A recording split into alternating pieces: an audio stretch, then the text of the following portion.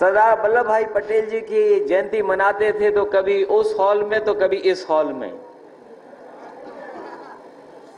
इन्होंने आज इस जयंती को उस हॉल से निकाल करके इस मैदान में लाने का काम किया है। और जो उत्साह और जो जोश दिखाई दे रहा है, जो हमारे सामने साथी दिखाई दे रहे हैं, उनके भरोसे पर और मंच पे बैठे हुए हमारे तमाम नेताओं के भरोसे पे मैं कह सकता हूं, यह मैदान से जब बड़े मैदान में जाएगा तो न जाने कितनी बड़ी ये जयंती मनाई जाएगी। जगह कम पड़ गई। जो साथी पार्टी कार्यालय में सुबह आए होंगे वो भी जानते हैं, और जो थोड़ा बहुत विलंब से आए होंगे वो ज्यादा जानते होंगे कि उन्हें आने में कितना समय लगा अंदर। आज जहां हम सरदार पटेल जी को याद कर रहे हैं, वहीं आचार्य नरेंद्र जी को भी याद करने वाला दिन है। जब मैं सुबह उनके समाधि पे जाने के लिए निकला तो मैं समझता हूं हम ही जानते हैं कैसे निकले होंगे।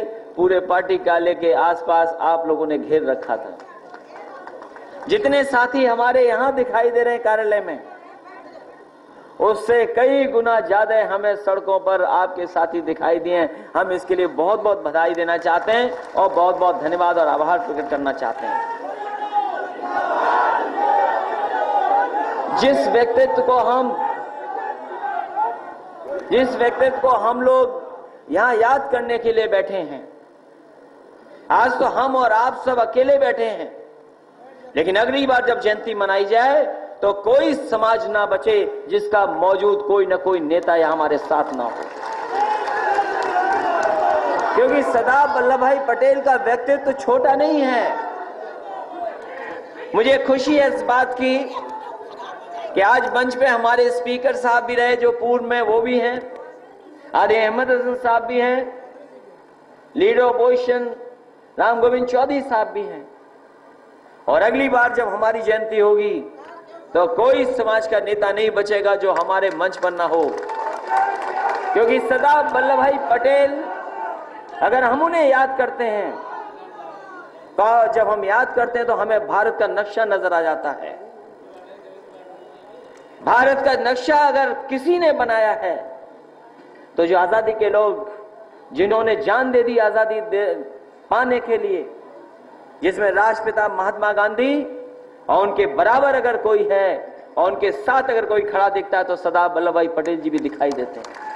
आज का दिन जब हम याद कर रहे हैं तो देश को एक करने का अगर किसी ने भूमिका निभाई, और आजादी के बाद जो उथल पुथल मची होगी, कुछ स्टेट्स कहीं कुछ अपने आप को समझ रहे हों कि हम ही आजाद हो गए, उस समय आजादी के बीच में अपने भारत को बनाने का काम और सबको साथ रख करके और सबके सम्मान को देने का काम अगर किसी ने किया है तो उसमें भूमिका सबसे महत्वपूर्ण निभाई है तो सरदार वल्लभ भाई पटेल जी ने निभाई। और ऐसे ही कोई सरदार नहीं कहता उनको। हमारा आपका भरोसा तो है ही, लेकिन उस समय लाखों करोड़ों लोगों का उन पर भरोसा था और खासकर किसानों का भरोसा था, इसलिए हम उन्हें सरदार बोल रहे। कितने लोग होंगे जो राजनीति में लौह पुरुष के नाम से जाने जाते होंगे।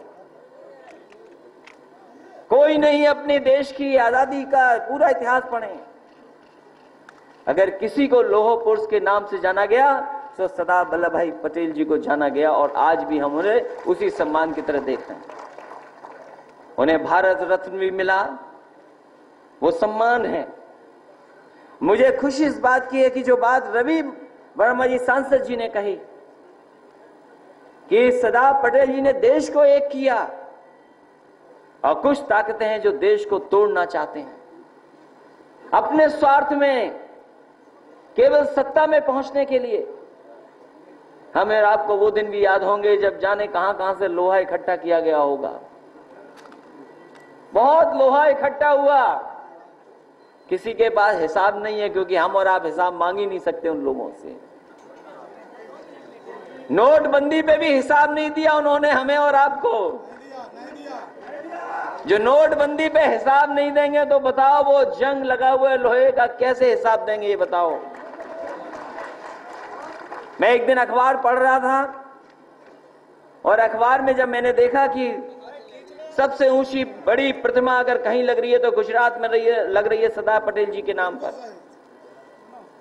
और उसमें जो विवरण दिया था वो ये दिया था कि वो ऐसी प्रतिमा बनेगी जिसमें कि लोग जब ऊपर जाएंगे देखने के लिए तो देखने के लिए उनकी आंखों से देखना होगा और आंखों से जाकर के बाहर निकलेंगे और पूरा का पूरा नजारा देखने को मिलेगा। ये इंतजाम शुरू में किया था, लेकिन बाद में पता लगा कि कुछ टेक्निकल मिस्टेक हो गई और उसके कारण अब ऊपर नहीं जाना पड़ रहा है, अब आंख तक नहीं पहुंच पाएंगे। तो उन्होंने कहा कि जब आंख तक नहीं पहुंच पाएंगे तो कोई दूसरा रास्ता निकालो। इन बीजेपी के लोगों ने क्या किया, पेट फाड़ करके कहा यहीं से हम दिखा देंगे बाहर का नजारा। और ये सच्चाई है क्योंकि हम पत्रकार साथियों के सामने बोल रहे हैं। हम लोग भी सरकार में रहे, छुट्टी तो एक छोटा सम्मान था, लेकिन हम आपको भरोसा दिलाते हैं आज अगर सड़क को याद करते हैं इसलिए कि दुनिया के सबसे बेहतरीन लड़ाकू विमान उस पर उतर सकते हैं हमारे आगरा लखनऊ एक्सप्रेसवे पे, तो हम अपने तमाम लोगों को कहना चाहते हैं कि हम लोग भी सरदार पटेल जी के नाम पर, वल्लभ भाई पटेल जी के नाम पर ऐसा काम करेंगे न केवल देश और दुनिया भी जाने कि हाँ उत्तर प्रदेश में कोई काम हुआ है।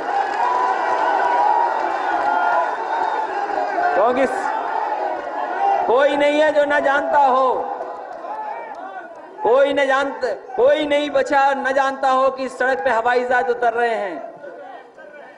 ये तो अच्छा हुआ, एयरफोर्स को हम लोग धन्यवाद देंगे, नहीं तो ये कुदाल लिए जा रहे होते या फावड़ा लिए मंत्री लोग। बहुत खुदवाई इन्होंने सड़क, बहुत खुदवाई सड़क, लेकिन हम एयरफोर्स के लोगों का धन्यवाद देंगे, उन तमाम लोगों को बधाई भी देंगे कि जिन्होंने उस सड़क पर लड़ाकू विमान मिराज, सुकोई और दुनिया का सबसे भारी माल ढोने वाला हरकुलस उस हवाई जहाज को भी उतार दिया। ऐसा सड़क अगर याद कर रहे हैं तो कम से कम जो आजादी के उस समय के दीवाने थे, उस समय के जो नेता था, नेतृत्व करने वाले लोग थे, राष्ट्रपिता महात्मा गांधी जी की तुलना कोई नहीं कर सकता। उनका तो दुनिया में नाम है, दुनिया में मूर्तियां लगी हैं, दुनिया में स्मारक बने हैं, लेकिन सरदार पटेल जी भी कम नहीं। उनके भी सम्मान में हम समाजवादी लोग जब मौका आएगा तो कुछ न कुछ बड़ा काम करने का काम करेंगे। और हम तो ये कहते हैं, हालांकि वो कानून और व्यवस्था है, कानून और व्यवस्था है, बीजेपी के लोग तो मानते नहीं है, कानून व्यवस्था कम मानते हैं। अभी तो नोट छप रहा है, नोट छप रहा है अभी।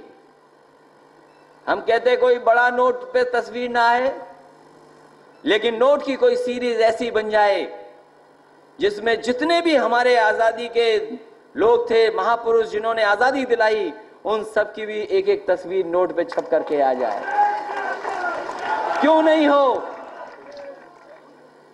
अब तो नए नोट छप रहे हैं उनके सम्मान में ही, चाहे 75वीं वर्ष मनाएं, चाहे कोई भी किसी रूप में अगर हम मनाएं, तो अगर उन लोगों भी सम्मान के नाम पर अगर आ जाएगा तो न जाने कितना सम्मान मिलेगा, न केवल देश में बल्कि दुनिया में भी। किसान के लिए जो आंदोलन हुआ, जो लड़ाई हुई, और आज भी जरूरत है कि किसान को हम आगे बढ़ाएं।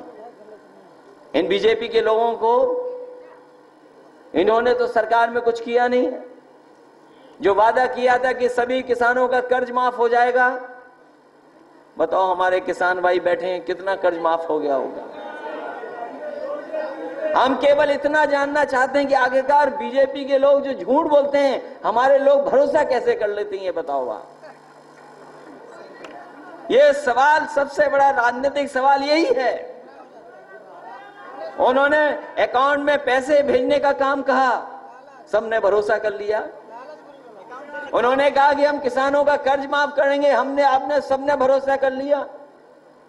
उन्होंने कहा कि नोटबंदी करके भ्रष्टाचार खत्म हो जाएगा, आपने सबने भरोसा कर लिया। व्यापारी भाई खड़े हो रहे थे। याद कीजिए, जिस तरह आजादी मिली थी उसी तरह बीजेपी के लोगों ने सेंट्रल हॉल में जश्न मना करके जीएसटी को लागू किया था और कहा था कि जीएसटी लागू हो जाएगा तो इससे हमारा व्यापार भी अच्छा हो जाएगा, व्यापारी भी खुश हो जाएगा और देश की अर्थव्यवस्था भी आगे बढ़ जाएगी। लेकिन जीएसटी के परिणाम कैसे हैं? एक ही व्यापारी खड़ा है हुआ अभी, न जाने कितने दुखी हैं। सवाल इतना ही है कि आखिरकार बीजेपी के लोग जो बात बोलते हैं उस पर भरोसा हम और आप कैसे कर लेते हैं? इसलिए साथियों, जहां हम लोग पुरुष भारत रत्न सरदार वल्लभ भाई पटेल जी को याद कर रहे हैं, वहीं हमें उनके योगदान को भी याद करना होगा। और जिनके लिए लड़ाई लड़ी, किसान और गरीब और भारत के लोग, उनके लिए हमें एक बार और संकल्प लेकर के उनकी लड़ाई लड़ने का काम करना पड़ेगा। हमारे वरिष्ठ नेता जो मंच पे थे, कुछ बात कह रहे थे तो राममूर्ति वर्मा जी हमारे रोक रहे थे। उन्होंने अच्छा कहा, वो इसलिए कह रहे थे, मैं जानता हूं उनकी बात, वो चाहते हैं कि अगली बार फिर समाजवादी सरकार बन जाए।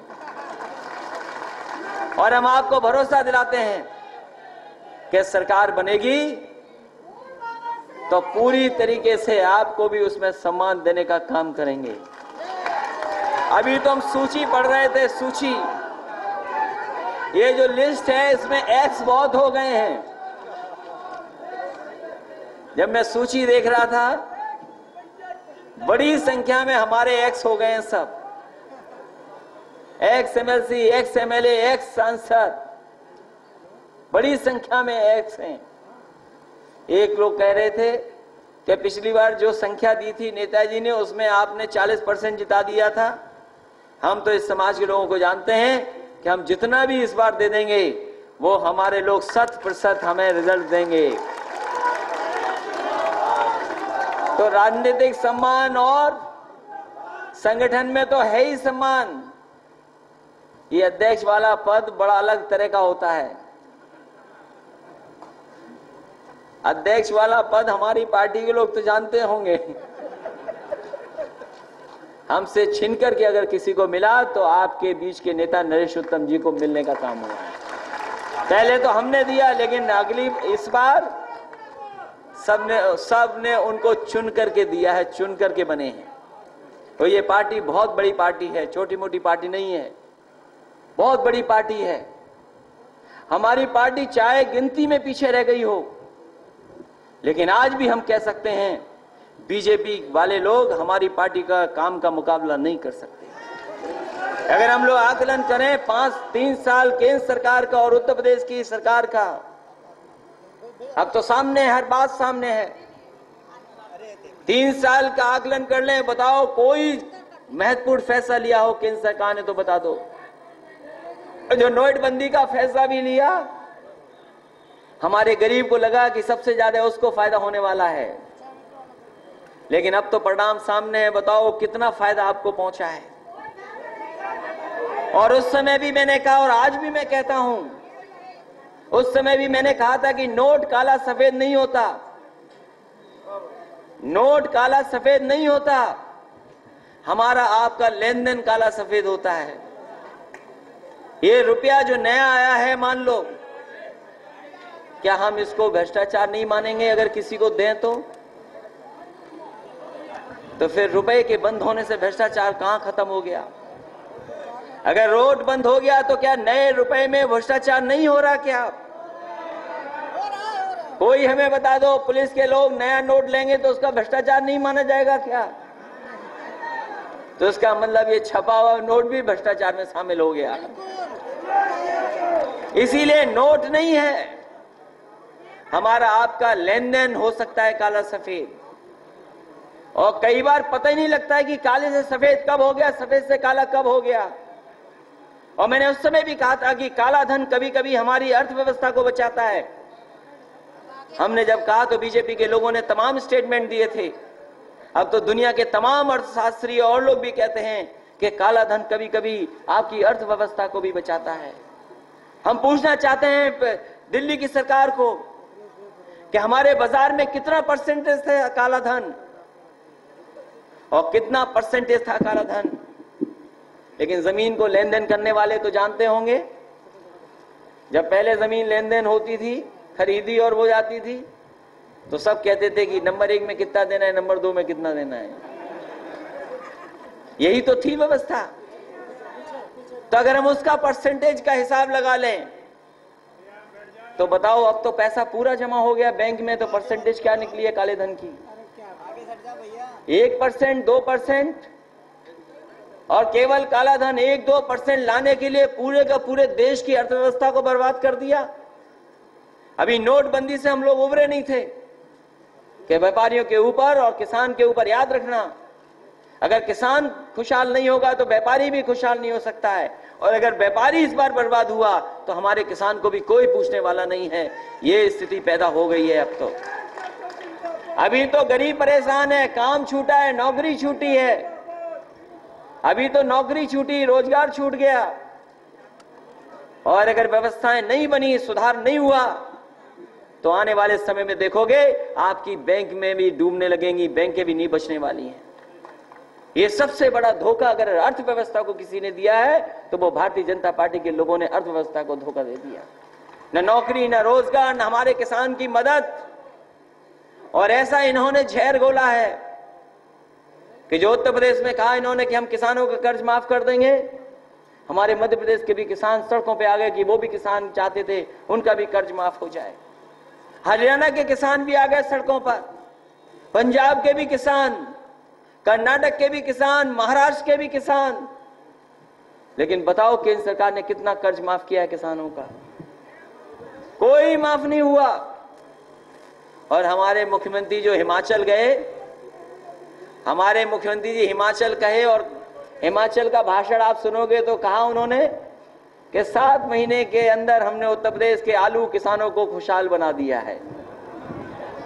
हमारे मुख्यमंत्री जी को पता ही नहीं है कि हिमाचल वाली बात भी मोबाइल पे आ जाएगी उत्तर प्रदेश में, लखनऊ में।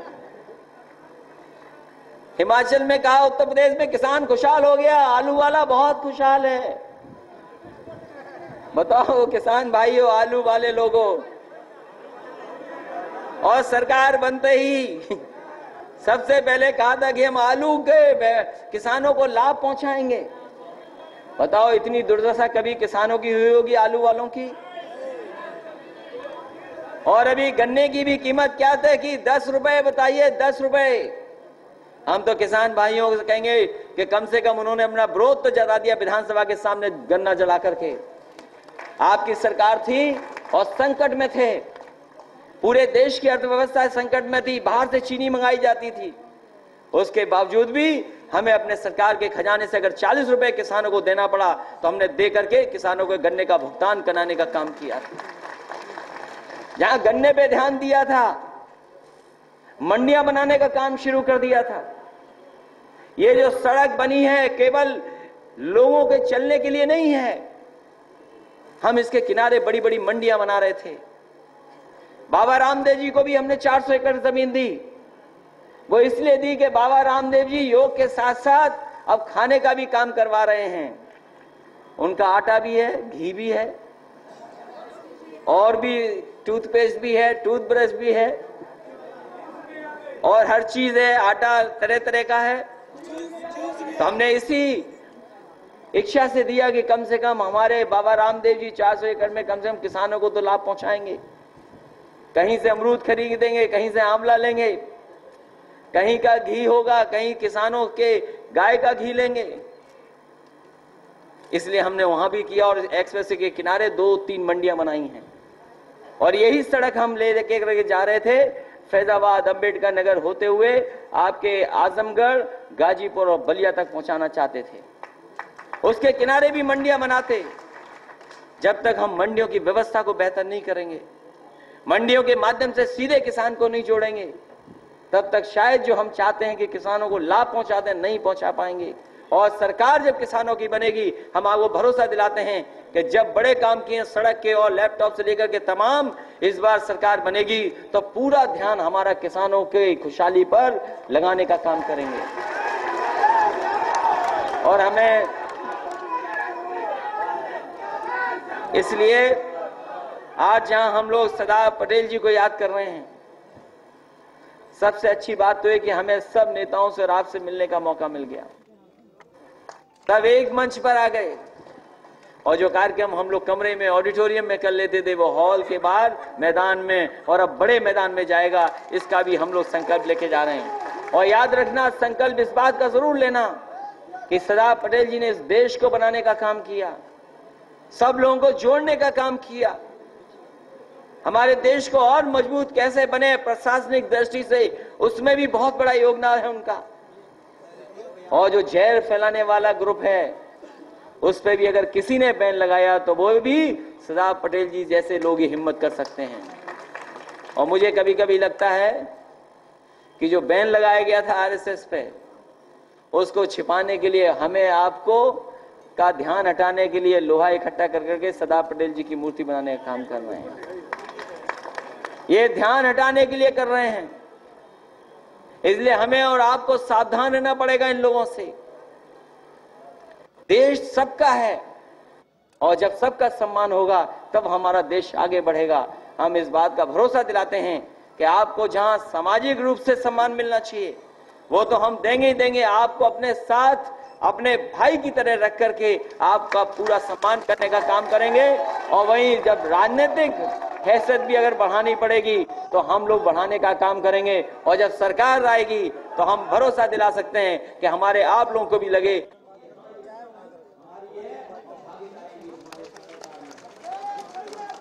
इसलिए जब तक हम समाज, संगठन और सरकार में नहीं लेंगे बराबर, तब तक हम लोग इस लड़ाई में कामयाब नहीं होंगे। और हम लड़ाई में कामयाब होना चाहते हैं, इसलिए आपको साथ लेकर के हम लोग आगे बढ़ने का काम करेंगे। और आपका सहयोग मिलेगा तो बड़ी बड़ी ताकतों को भी हम हराने का काम करेंगे। इसलिए देश आगे बढ़े, समाज आगे बढ़े। और हम एक बात का भरोसा दिला सकते हैं कि जो व्यवस्था समाजवादियों ने की, जिस रास्ते पे समाजवादी लोग लेकर के चले प्रदेश, यही उदाहरण बनेगा देश को। ये सड़क उदाहरण है देश के लिए। ये जो गोमती का किनारा, ये भी उदाहरण है। ये आपकी जो मेट्रो बना दी, ये भी उदाहरण है। और जो काम आपने उत्तर प्रदेश में करके दिखाया था, समाजवादी पेंशन से लेकर के, वो बहुत बड़े फैसले थे गरीब को आगे बढ़ाने का। इस सरकार ने तो रोका है। इसलिए रोकने वाली सरकार को कम से कम आज के दिन हम लोग संकल्प लेंगे कि कहीं न कहीं जनता के बीच में भी हम इनकी पोल खोलने का काम करेंगे। मैं इन्हीं शब्दों के साथ अपने आयोजक राममूर्ति वर्मा जी, प्रदेश के अध्यक्ष जी का, और बड़ी संख्या में जो नेता बैठे हैं जिनके नाम नहीं ले पा रहा हूं, उन सब का मैं धन्यवाद देता हूं। और सबसे ज्यादा आदरणीय बेनी प्रसाद वर्मा जी का धन्यवाद देता हूं कि उनका आशीर्वाद हम लोगों को भी मिला है और आप सबको भी आशीर्वाद मिला। इसी तरह उनका भी सहयोग मिलता रहेगा तो इस लड़ाई में हम लोग कामयाब होंगे। इन्हीं शब्दों के साथ आप सबका बहुत बहुत धन्यवाद। एक बार फिर हम सरदार पटेल जी को याद करते हुए उनको संकल्प लेते हैं कि उनके बनाए हुए रास्ते पर, उनका दिखाया हुआ रास्ते पे हम लोग चलेंगे, जिससे देश और ताकतवर बने। इन्हीं शब्दों के साथ बहुत बहुत बधाई, धन्यवाद। साथियों।